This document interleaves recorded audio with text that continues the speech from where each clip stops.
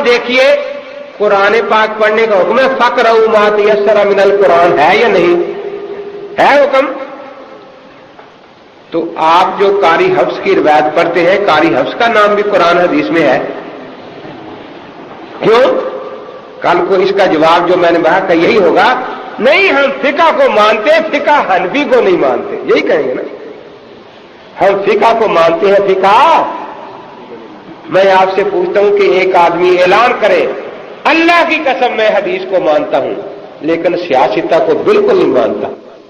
हमारे बारे में कहते जी कूफी दीन है, कूफी मजहब है, तो भी फिर सियासता वाले ईरानी दीन नहीं आपका, कहना चाहिए या नहीं?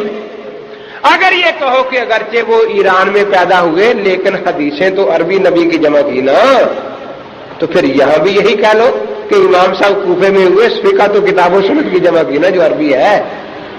तो कुछ बात ज़हन नशीन हो रही है ना। अब कोई कहे कि फक़रऊ मा तयस्सरा मिनल कुरान तो है लेकिन कारी हफ्स का नाम दिखाओ। एक कहता है अतीउर रसूल, वो कहता है नहीं अतीउल बुखारी दिखाओ,